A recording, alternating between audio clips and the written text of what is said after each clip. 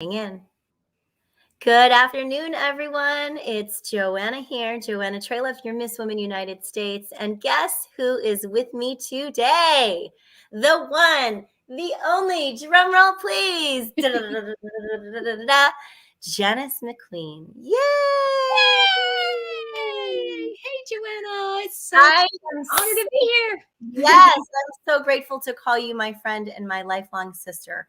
Yes. And to just share with everyone what it's like when we get together and chat it up and all the fun things that we talk about. And it's too bad that we didn't have our, beverage of choice, but we'll get that later this week. Yes. And it's always good to spend time with you. So, how are you? How's your day going? How's your week? Are you ready for this next week ahead? I am so ready and excited. It's been, a lot of, work. The pageant's been working so hard. I've been so excited to be part of it and helping out with Journey to the Crown and, as a coach, as a pageant coach, and helping so many of the beautiful women that are going to be there and young ladies. And I just feel so blessed and so honored. And even though I haven't packed yet, sorry.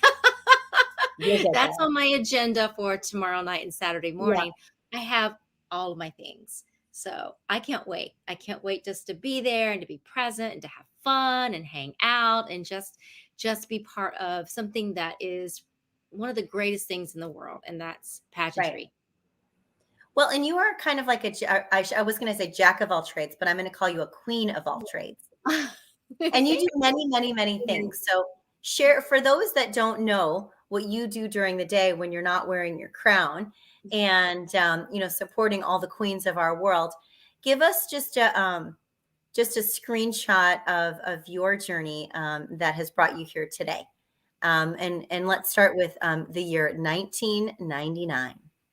Oh my goodness. You want to Oh my gosh. Well, you're right. I am, and thank you for upgrading me to a queen of all. No upgrade needed. You're Thank there. you. You're there. I've You're always I've always been one of those just hard workers. And I think that started from the my parents had such a I had such an ethical upbringing. Just my parents taught me how to be a strong, good Christian woman and to be ethical and to give back and to work what a hard. blessing that Nothing is. Yeah, nothing's free, nothing's easy. I mean, luckily, God brings great things into our lives when we work hard, but I've always worked. And so many people think that I do pageant coaching full time, and wouldn't that be glorious? But so Yeah. I'm very blessed that I do that in my nights, my mornings, my nights, and my weekends. But during the day, I've always worked. We're going to go back in 1999. I was back in North Carolina, and I worked in retail management because my dad did. My dad was a buyer for a company called Belk, which is very similar to like Macy's. And I got my start there and then went up through the ranks through my years. And So what was your first job there? oh, my first job was an area sales manager for Belk. And I got an interview because my dad was a lifer with Belk, and at the time Belk Yates. And I got my first job. I guess my first real job, because before 1999, I met my husband in 1990, got married in 91, had my son in 92, and that was right out of college. Wow. I was heading into a banking career, believe it or not, which doesn't seem like my personality, but I was very good at it. Yeah, I But bet. I had a chance to perform on a cruise ship as a singer and dancer and performer and actor. So Met you the love sing. of my life. Yes, I sing. Wow, that's a fun fact. I might Yeah, ask you to sing gosh. me a little Yeah, tune. I guess I should. Yeah, I don't know how much you want me to say, but basically, I've done a lot. It's so funny when I first started in pageantry at the age of 17. I didn't start as a real young competitor. I started at 17 in the Miss America program. You had to deliver Uh-huh. a similar to a A personal talent. profit, promise. You had to do that as well as a talent. So, and it's funny, in my statement in evening gown, it was all about being a jack of all trades, hopefully for a master's in one, because I was attending my Love it. graduate school and getting my degree and was an advanced student. And I, of course, had a talent and I sang and played the flute. I am a professional flautist and have studied and have a degree in music performance.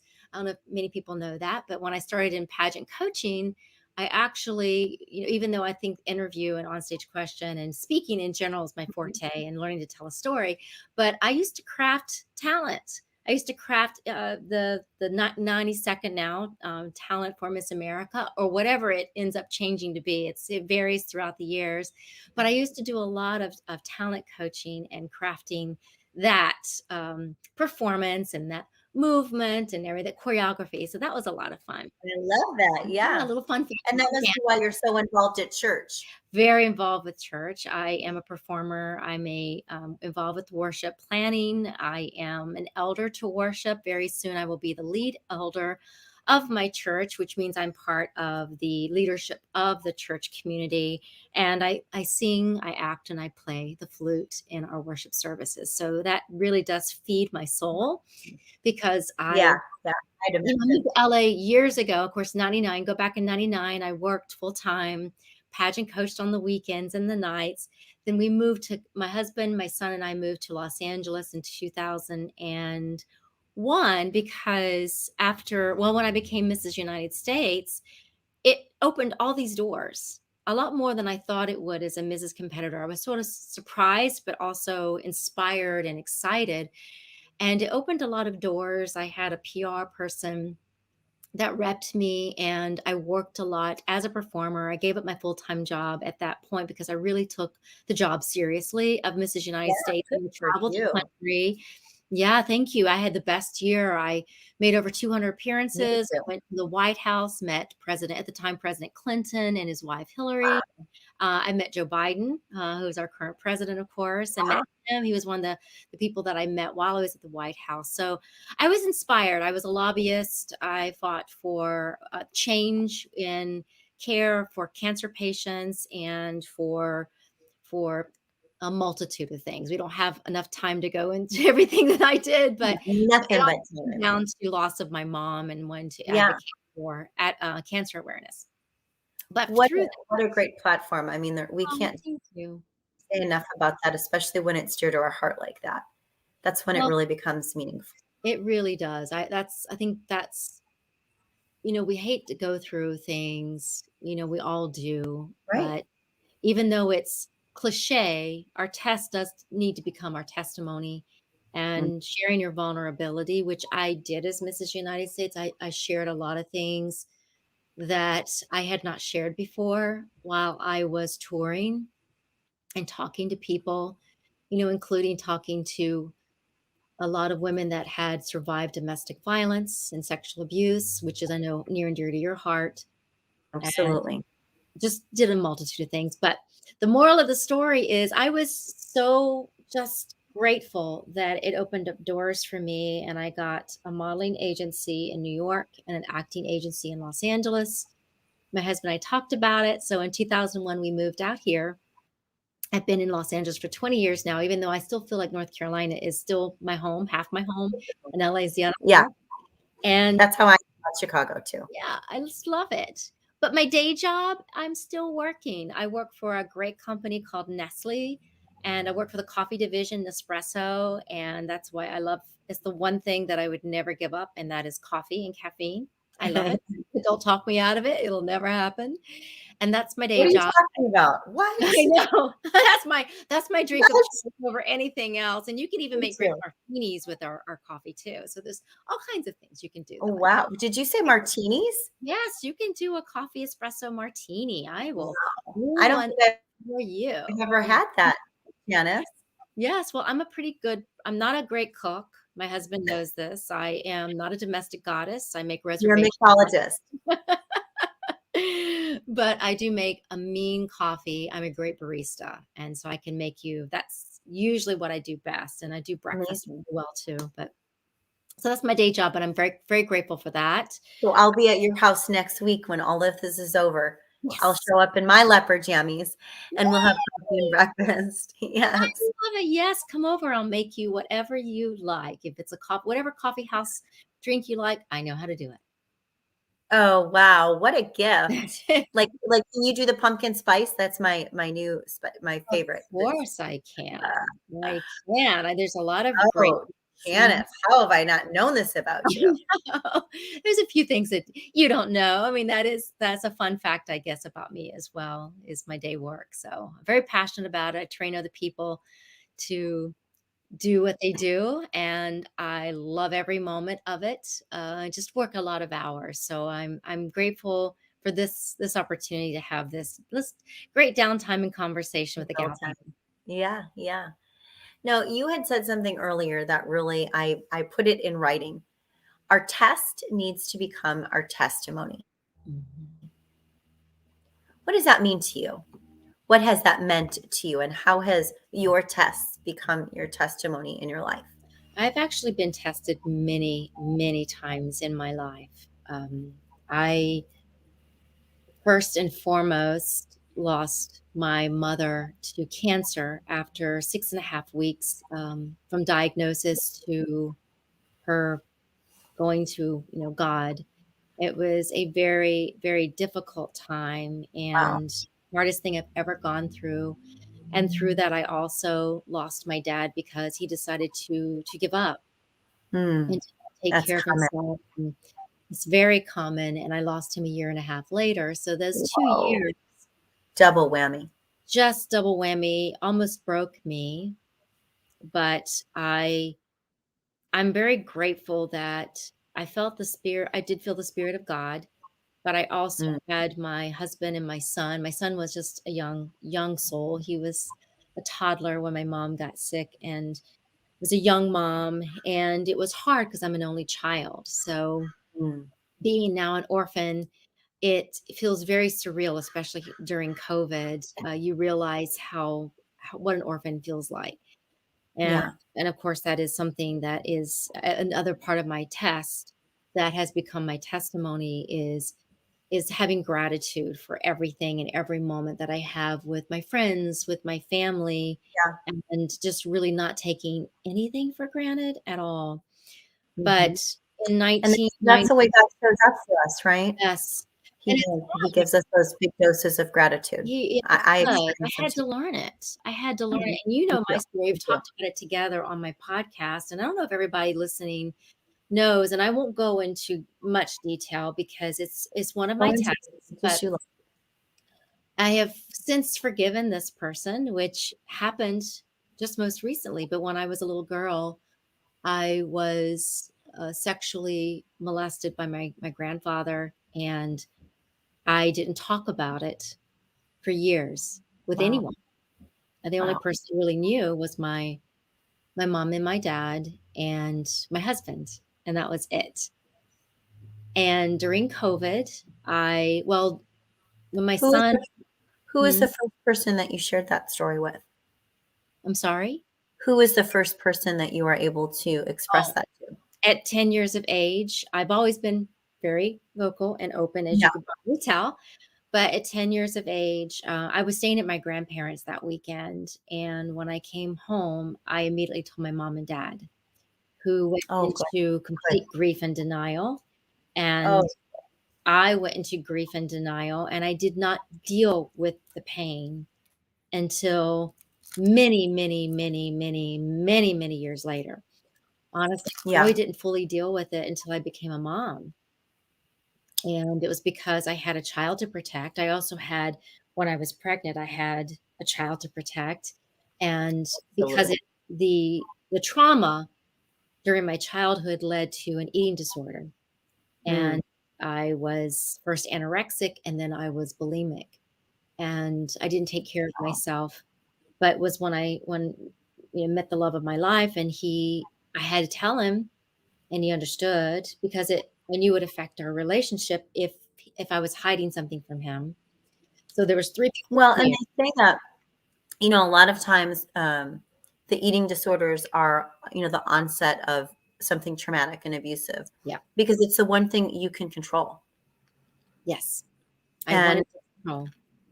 and Mhm. when you are being attacked or someone's violating your space, whether it's emotionally, verbally, or sexually or physically, you lose control. Mhm. And so a lot of these, disorders, they come to surface. Yeah. And for whatever reason it is in our society, it seems to be more easy or easier for people to accept that someone has an eating disorder than they've been sexually abused. Yeah. Well, I knew it would devastate my family, and Hmm. I to this day have not told anyone, except through my podcast. And, I'm sure maybe through this and these types of events and sharing Hmm. the story, maybe some of my family knows, but it's not in writing. I haven't put it down. I have decided after sharing it on one of my podcasts, I think it might have been 2020.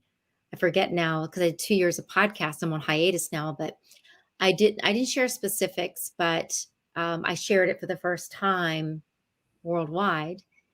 And but finally this What did that year, feel like? What was that like for you? I mean, that's it big. was That's huge. it was hard.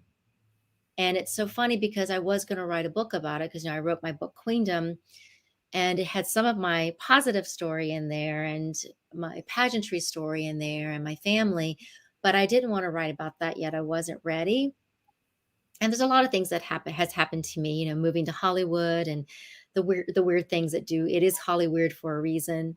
And things like that. I thought, well, I'm going to write a book because everybody says you should really write a book with the crazy things that have happened to you. Right, right. And this little girl from Asheboro, North Carolina, that only child and straight A student, honors society, all of that, to go through what you've gone through. I'm sure there's other people too that have gone through things. So when I shared that for the first time, it was very emotional. But the great thing about me is when I share something or if I get upset about something, it's gone pretty quickly. I don't know why I held on this one for so long. I think because I was still in denial as that little girl because my family was Right. everything to me. But most recently this year, I have released all of my sadness. I've released all of my shame. I've released all of my blame. Right. We have forgiven him, tremendously forgiven him. I've prayed for him. So, I feel like all is well now. I don't feel like I have to write about it anymore. I don't feel like I have to talk about it, except like in this forum where I can help other people share their story, share their testimony. They've been Yeah. tested.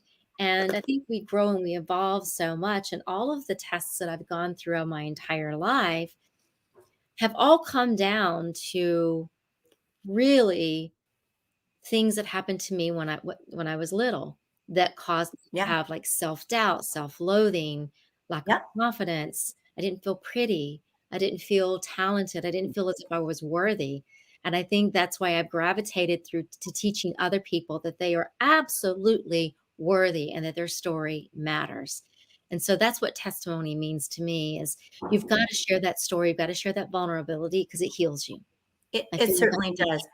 yeah. I couldn't agree more. I felt the force forged to um, share more and more as this year went on, and Mm. in every opportunity to show up for myself and do that.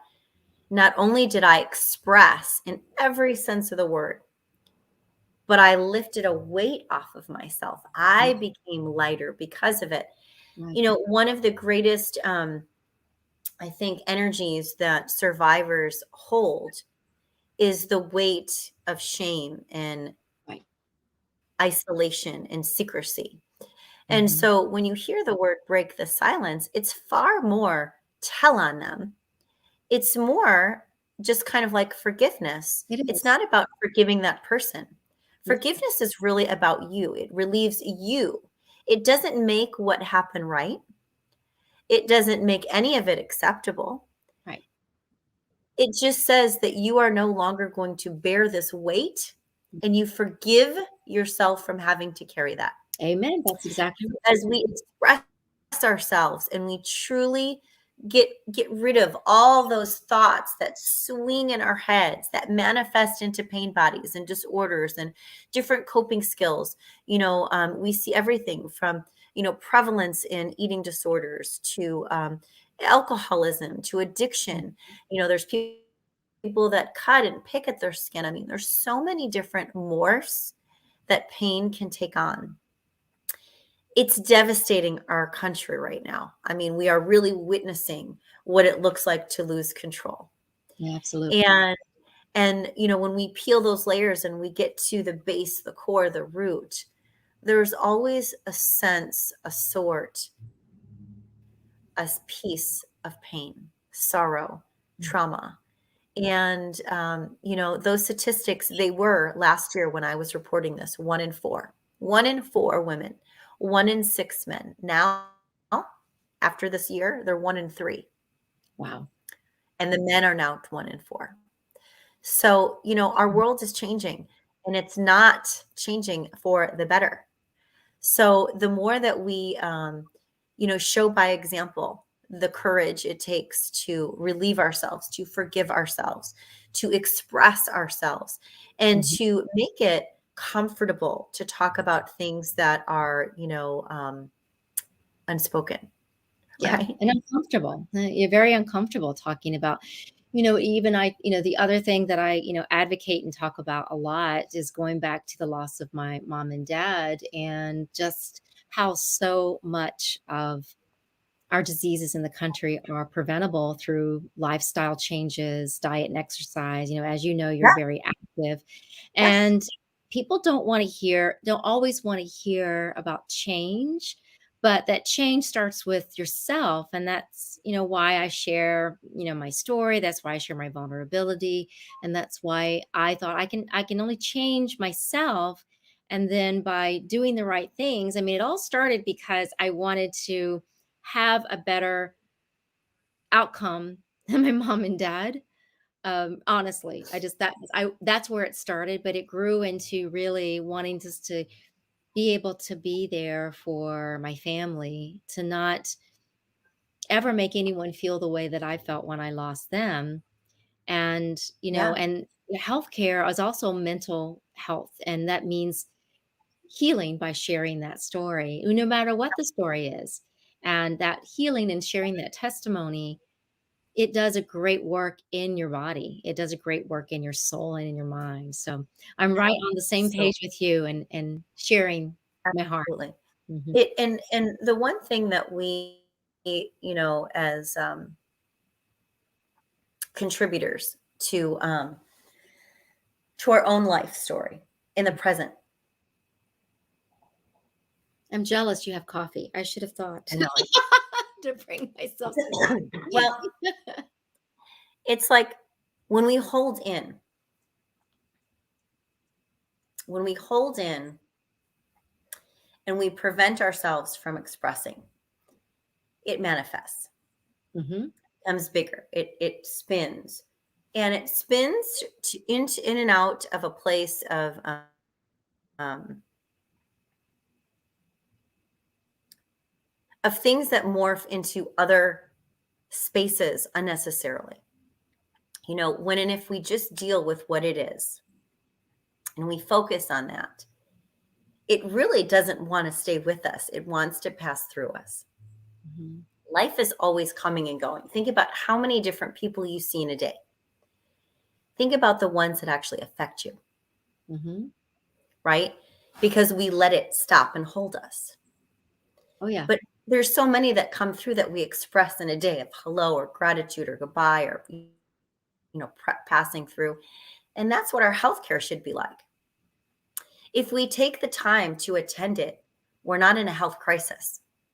If we truly understand what healthcare is, Mhm. and knowing that our health is as much emotional as it is physical, but most of us don't pay attention to it until we physically feel it. And that's That's the problem. That's the problem that, we face with the comorbidity of different disorders, right? Whether it's anxiety or it's something as simplified as the word fear, or it can manifest into an eating disorder, or someone that cuts, or someone that has anger issues. I mean, there's a lot of different places and spaces that we go, Mhm. and the greatest word that I want to use is disease. if you break that word up, dis-ease, that's where it starts. When Mhm. there's dis-ease in our body and we're not paying attention to it until it becomes a disease, a cancer, a problem that we can't avoid anymore. Right. And I think what happens when, like for myself, you can overlook trauma and you can overlook things that have hurt you. But when you get to a certain age, you can't anymore. Right. You have a choice. You're either going to deal with it and you're going to allow yourself to express it and transmute it into different forms in your life that become testimonies or empowerment or purpose, or you're going to go down that road of disease and man-made cancers and things that are going to at some point require your attention. um, and unfortunately, a lot of our humanity would much rather take a pill, I was to gonna say the same thing. Oh my goodness, instead of just yes. feel and Let's express. take a pill. And if It's you we feel and are cry and let yourself feel that stuff, you don't need the pills.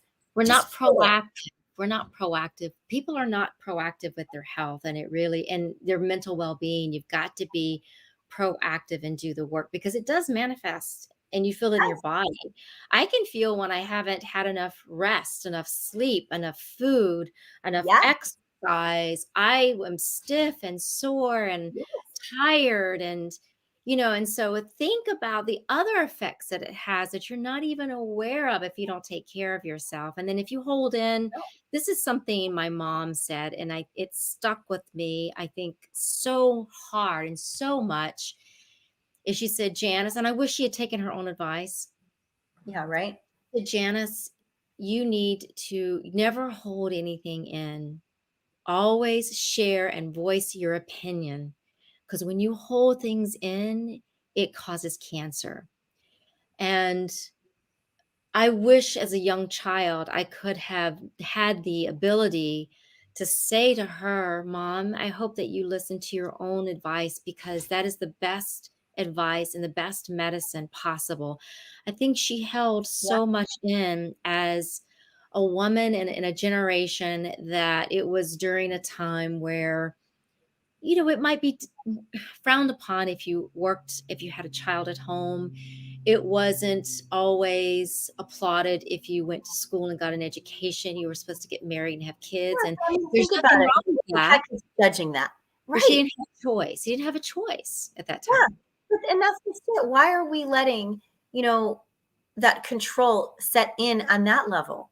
It just And I think It that was is what's so great time, about, at that time, and she was yeah, one of the first. I was so proud of her because her generation, so many women did not get an education. She fought for her right to get a college yeah. degree and to have a job and the ability to Wow, provide good for for her. herself before she got married, and she waited to have me a little bit later in life so that she could then make the choice, and my dad was like, "You can stay at home while you raise," and I'll admittedly say I was a handful. I was very active and boisterous and full of personality, and I wanted to do it Yeah, all.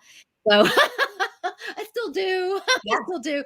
yeah. Um, so I was very proud of her, but I think she held a lot in, and maybe that's why I try to do as much as I can. That's why I moved to Los Angeles. That's why I was Yeah, a performer. I sort of wanted to be able to do everything that my parents didn't get a chance to do, plus show my son that he can do whatever his dreams are. And he's pursuing music right now because he has someone that really believes in him and he's got the yes. wings to fly. But just going back to that point is never hold anything in. Let it out, express yourself. It's okay to cry. It's okay to feel It's so like good for you. It's so no, normal and natural. It's part of life.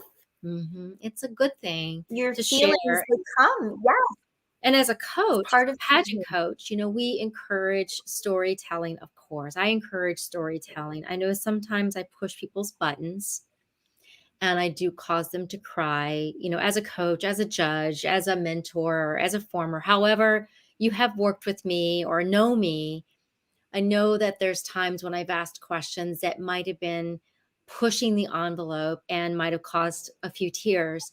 And it's not that I've ever tried to hurt anyone. What I have to do is get you to do that with me so you can then move past the crying Anywhere. and to the point of sharing and That's right. letting us be able to hear you. So crying is very good. I practice Absolutely. it often. And you know what? I often have learned through life as I've healed. Mhm. And I'm an advocate for therapy and a lot of self-love and self-awareness. I was in a therapy appointment right before this time slot. Yeah. And the last thing I said to my therapist was, "Well, that's the best diet I've ever had. I feel lighter. I can go to nationals and feel really good in my gown because I'm cleansed, right? Yeah. Energetically, I'm cleansed. I'm ready to go." Um, and that's just it. People don't realize that it's very rejuvenating. It's very good for recalibrating when we release energy, because typically what we're feeling is old energy that just hasn't been expressed. Mhm. But more than anything, part of being human is feeling.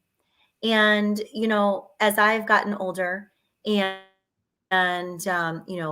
been in relationships that didn't serve me, and now that I'm, learning about myself and what I like and what I enjoy and who I am for today, I look at people differently.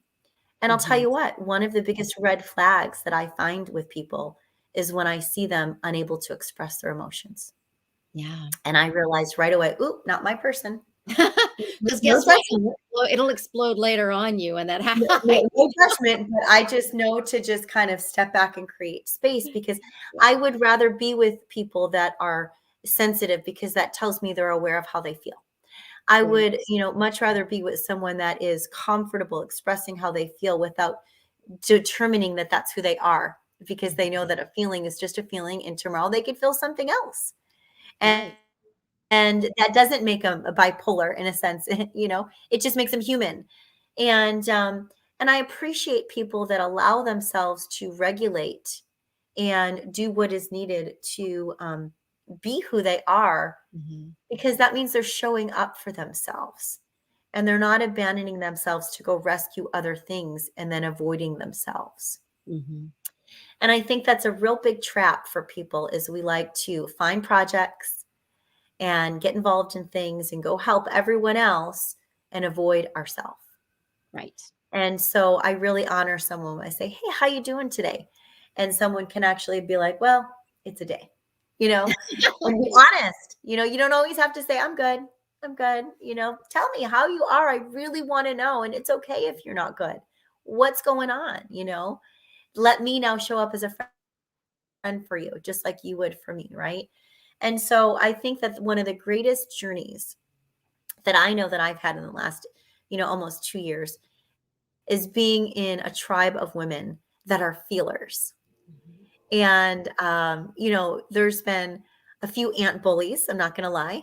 But for the most part, I think that most of the women in our tribe are all very authentic Mhm. and real about how they feel, and intuitive about what they're feeling, and not afraid to express themselves. And I'm telling you, I love being in a room full of women that like to do that. Me too. That's Me that's we too. speak the same language, especially because those are usually the energies of people that not only want to talk about how they feel, but they want to go ahead and do something about it Mhm. and use that for purpose, for the greatness of the betterment of themselves and others around them in their communities. Absolutely. So I'm sure you've seen a pool of these women in your lifetime Yes. as a pageant coach. And we have, in case anyone that is watching is unaware of the big brilliant week that is looming at us, and come to me. Yay. We are being welcomed into the week of nationals. Janice, tell everyone what nationals means, what that is for women in the United States pageant system. Well, it's just a wonderful week to get together and not only compete with compete for a title, to be able to serve the better good, but to compete with yourself and be your best self while hanging out with some of the best people in the world and making forever sisters. I fell in love with pageantry at 17. I was in the 99, of course, pageant for United States and won that title. And it has become a tribe, it's become a sisterhood. It feels like home. And so But the United States National Pageant is a chance to come home. And we're back home in Las Vegas, Nevada. And the pageant will be, as you know, next week. It'll be arrivals on the 4th with finals on the 7th, or award show on the 7th. And I get to be a part of that with the opening party with the pink and coral party, as well as help campaign, facilitate on stage competition as a co-MC. Could not be more honored as, I guess, a legacy queen, because I've been around a long time. you know, yes, uh, ma'am. a long time, 22 years. So I am honored to be able to make friendships like yours, and be there and just have the best time, and really, to be quite honest, I remember like it was yesterday when I went to the national competition and I was crowned at the Unforgettable Rio. memory, I bet. Yeah, well, it was just, I think about it, just because it was an important part of my life. And for those Yeah, that might be listening that history of are my life family for members that don't sure. understand pageantry, pageantry is like it is a family. Yep. It it's and especially if you view it that way. If you view Yes. it as a family, it becomes a family. But I remember very vividly the emotions that I had, and I just had a great time. I always say, you practice feverishly, you rehearse feverishly, like you're competing, but then pageant week, you need to relax, Walk into it. let just enjoy yourself and be present, be in the moment, because life is fleeting. Be grateful, have gratitude, go into it with just a lot of fun and not worrying about that next step. Just take it one day at a time and one step at a time. That's what I do, and I've definitely learned that practice over the years. And I think it was when I finally learned that practice was when I started doing well in pageantry, because I wasn't so worried about the outcome. I was only worried about the present and myself. And So what I true. mean by myself, I meant being comfortable with who I was and listening to and enjoying other people around me, and Well, not making it just about winning a title, because that's not what it's. no. And I think that's what the journey is. For me, I really resonate with what you're saying. For me, it definitely was arriving in a space in which I had practiced being who I was, and when I arrived on site for this destination, Mhm, it was about exuding that comfortability within my own skin mhm. and feeling confident with who I was, and knowing that I was going to be surrounded by the most beautiful, talented, intelligent women in the world. And I had every right to be there too. Absolutely. It's And all about being yeah, worthy. Mhm. and feeling my worth and knowing my value and what I was excited to share about me. And that I think is the greatest virtue uh, during the journey is what comes of you and Mhm. what you discover in your heart and how you get to shine your light and really understand that it's not about trying to be what they're looking for, but to Yep. be you. And the more authentic you are and the more you commit to you and love yourself to that very end, the more I think you rise from those that are unable to do that. Mhm. And boy, it definitely was the biggest commitment I had ever made to myself was to not abandon me.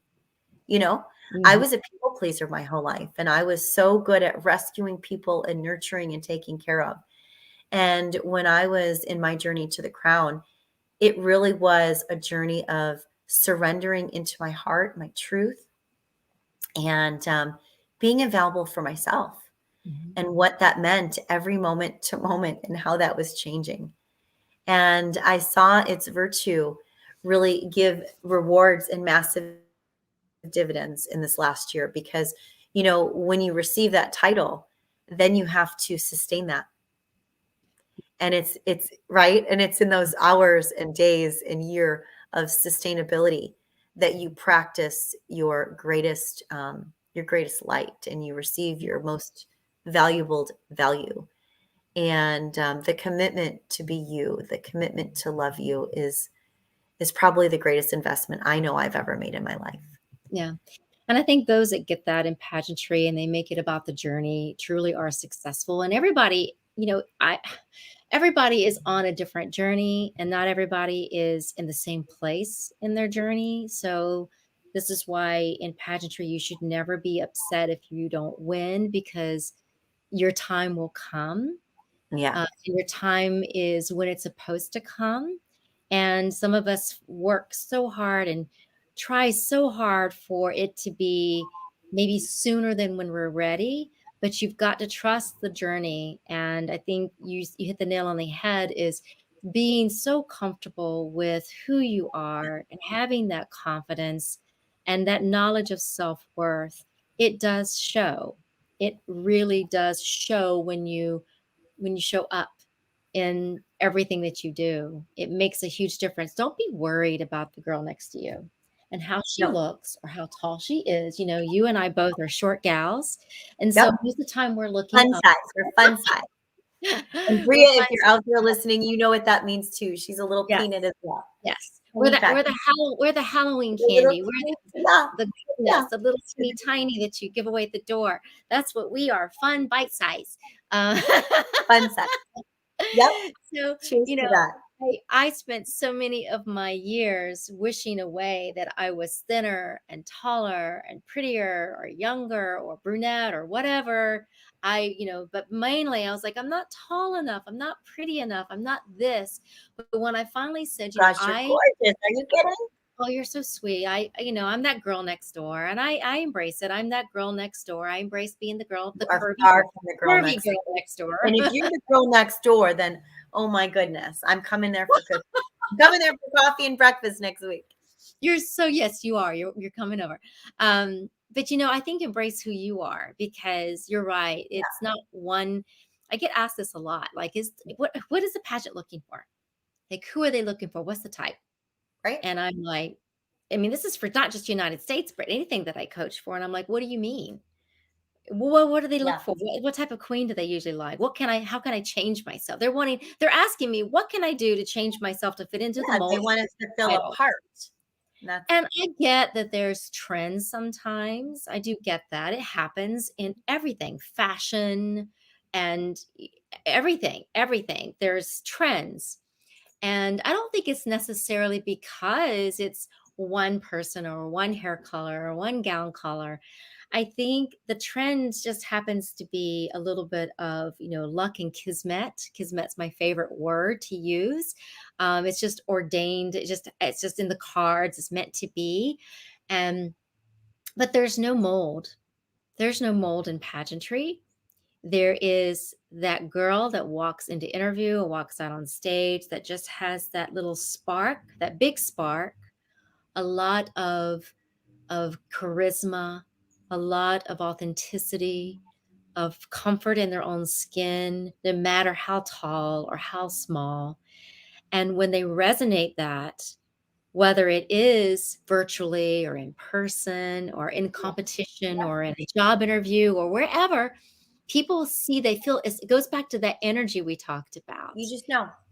You release that energy, you release that positivity and that goodness, and you come with that feeling of just of love for yourself and love for other people, and it just resonates. And I think that is the main equation for doing well in life and in pageantry.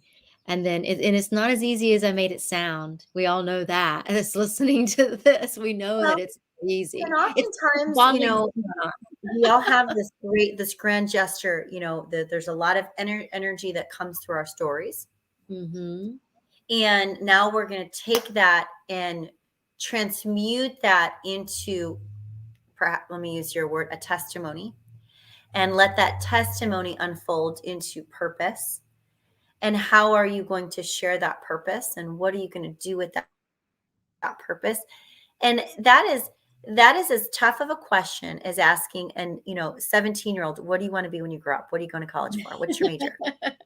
When are you getting married? When are you gonna have babies? Just keep adding. I don't know. Like that, those are not, you know what I mean? So that doesn't come I know. naturally to everyone. I think the whole reason I didn't have a second child, although I regret that now, is because people kept asking me, and I'm like, Yeah, "Don't ask me. It'll yeah. happen." It takes You time know, to experiment. life It takes happens. time to find your why.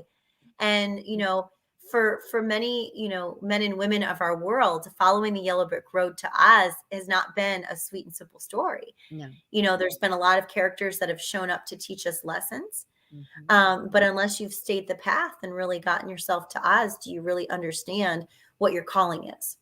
Right. And, And you have and to so ask yourself I that love why. absolutely. And that's why I think it's so important that, our world has spaces and vessels like pageantry that really provoke and, and trigger people to access that.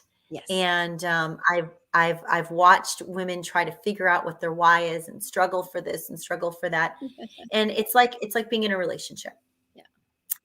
And I'm going to say this, I'm a woman, so I can't speak for men, but I know that I can't fix a man. I can't tell him what to do or how to do it. I can't. No. As much as I might want him to do that and I could see it there and I could see him ready and I can see him capable, I can't. No. It's not my job. It's his job to figure that out. And that's the same for women in pageantry. As much as we want to see, someone and we can see their potential or we could see what they're capable of doing until they feel that sweet spot, that moment, right? It, it's not going to be accessed. And I really think that the journey to the crown provides, in seeing this go through for a full, evolution this year as I have, it really provides a lot of opportunities to trigger those sweet spots of vulnerability, those sweet spots where they're just being called, and I think that it's one of those grand opportunities in life where if you truly show up for it, it will really unfold and give you a great, great opportunity that will change your life. Yeah. And I'm just crazy about what you do because I get to see that I get to see the results. Mhm. I know who's working with Janice, and I see them go from point A to point B, and it's magic.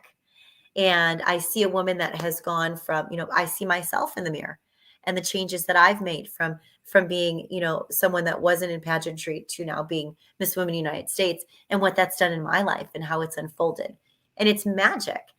And so I really encourage the journey to anyone that is looking for that purpose and ready to access their calling in a way that puts it into a call of action Mhm. and refines a vision that's just so purposeful.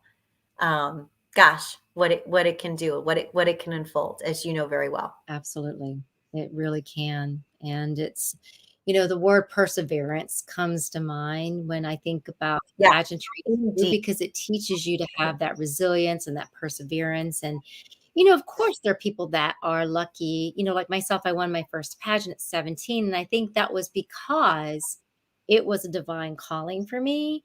Um, I don't think that I would have given up completely in pageantry had I not won or if I, not even placed. I think I still would have continued on some level. But Yeah, I think for me, it was like an aha moment. It was a wake up call. And, then I went through the different roller coasters of pageantry because I was trying to fit into a mold. And like I said, when you just stop trying to fit into a mold and just try to fit into yourself and be who you are and accept that journey, even if it takes longer than you want it to, which is, I think, the hardest thing for anybody to go through is the waiting period to progress in anything that we choose to do. But yeah, why there's a moment, it's my favorite moment of all. I love working with all ages and all stories, all purposes, all whys, all yeah, reasons for entering pageant yeah. because it's varied. Believe it or not, it's varied. But when I get a chance to see on someone's face the moment they realize what their true calling is and that they're It's finally able to unbelievable, see right? it, it brings me to tears. Yeah, me too. Brings Me me too. to tears because and I've had that happen quite a few times in the last year or so, that it just really moved me because someone went from not being able to share anything except Yeah, rehearsed sound bites in a right. pageant to being Yeah, able to share authentically from their heart. Because just you yeah, can see by listening to me, it's not about absolutely. being perfect. You don't wanna be No, perfect. You wanna be you. And you want to be you. Mhm. Yes, and that's so true.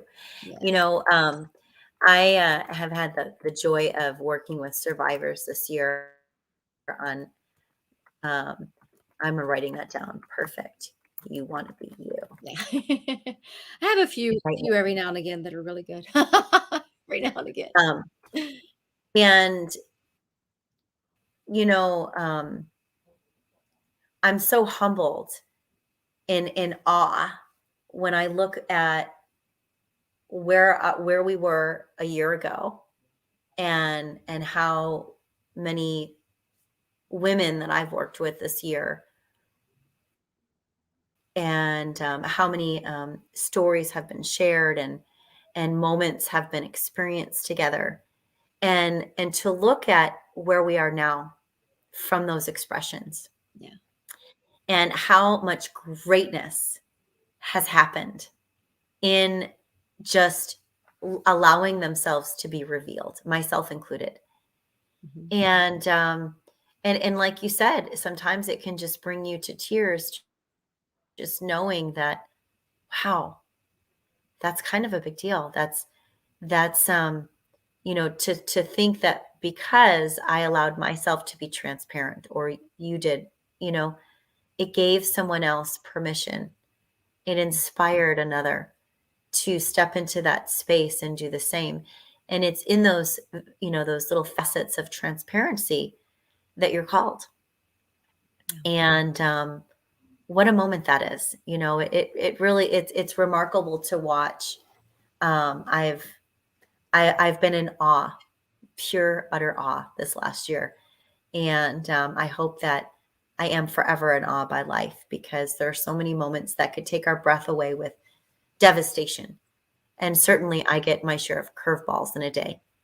But I think because of the way that I've chosen to ascertain that and transmute it, um, it doesn't make my world fall apart. It's just part of life.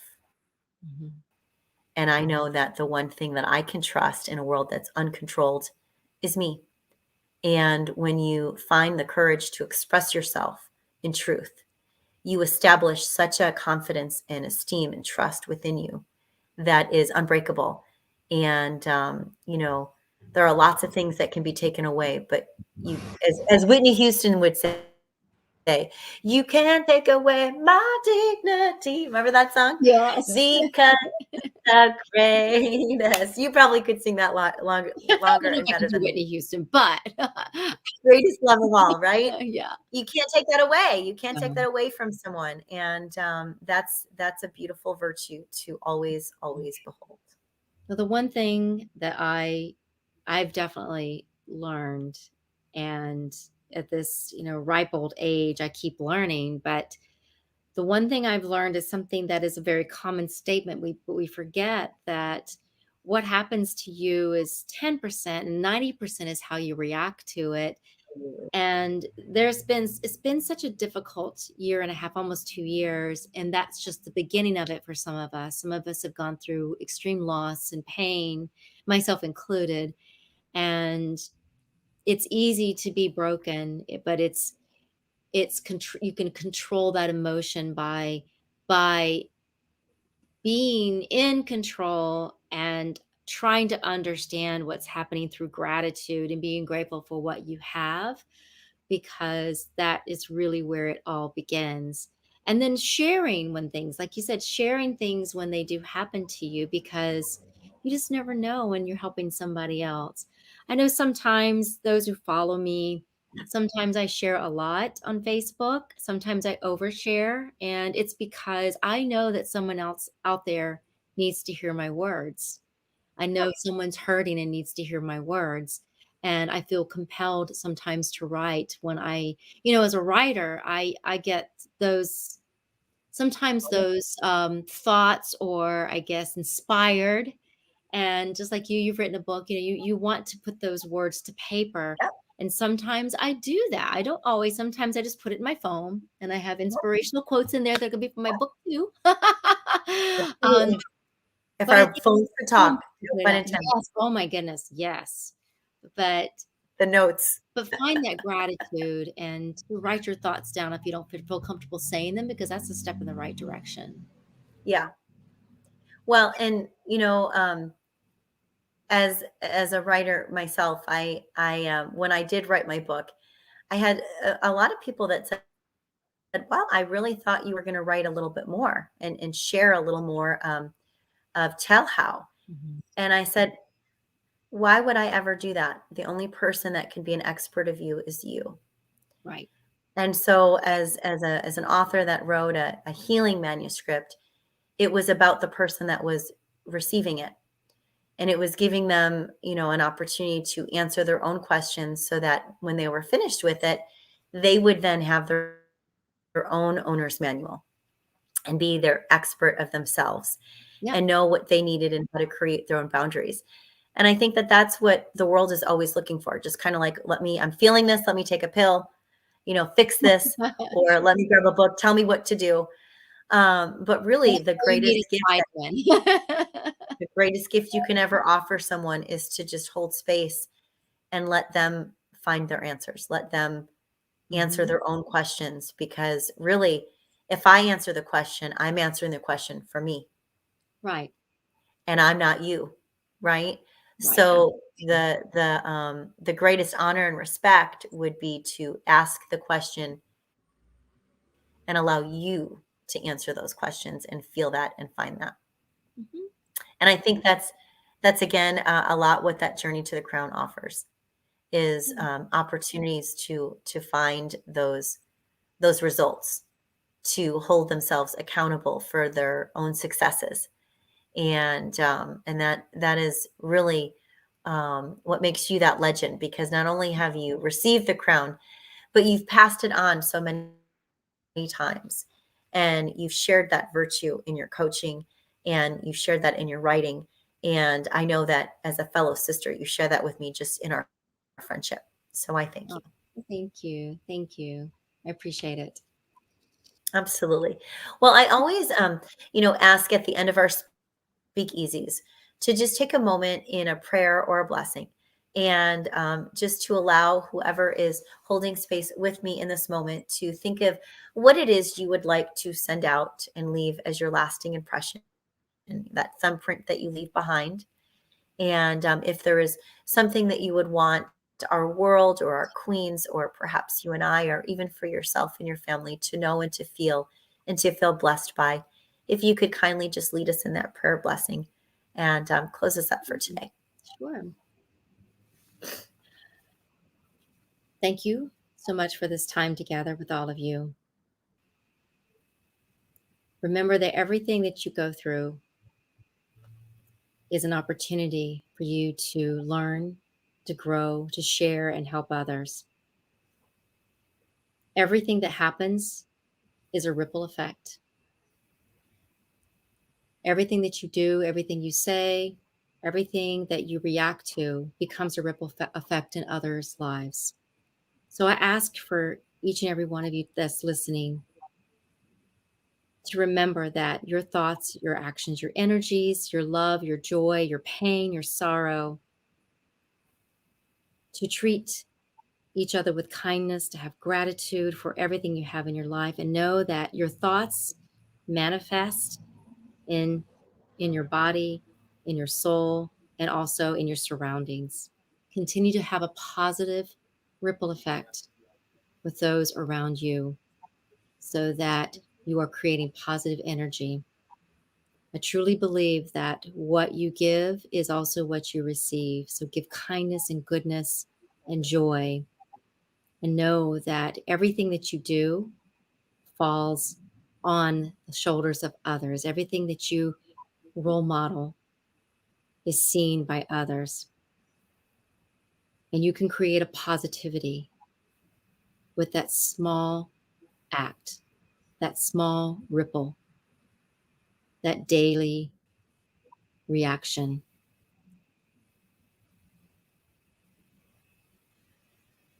Together, we can be stronger. Together, we can be love and kindness and goodness. Thank you so much for allowing me to be part of this. I am grateful. I have so much love and gratitude. And I hope that you feel that energy. I'm so grateful to God and grateful to my family and friends. And I'm grateful to each and every one of you. I ask for only goodness to come into your life, only goodness to come into my life, and only goodness to happen. Amen. Amen.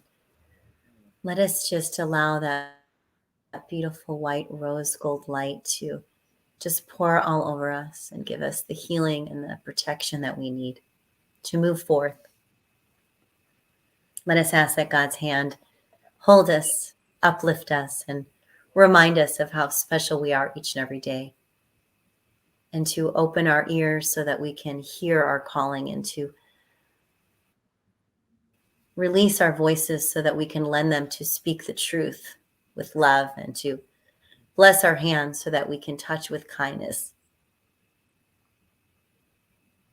Let us breathe into this moment as it was our very first, and be rejuvenated in light with love. Thank you so very much for spending time with me. Thank you. I appreciate you very much. Thank you for allowing me to share and maybe tell a few things about myself that you didn't know or others didn't know. And just Absolutely. my heart is full.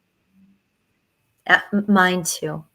And that's always the goal when we speak easy with love. So thank you for holding space in this sacred place with me. And oh my goodness, I can't wait to see you in person. Yay. And to all of our queens out there, mwah, we are wishing you all of our love and all of our light, and supporting you in every breath you take, moving into this beautiful, beautiful, blessed week. May everything that moves through you be in light and love. And may everything that come to you be abundantly in that light and love too. Thank you so much for spending time with me and speaking easy with love. That's a wrap. Peace. Until next time. Bye, everyone.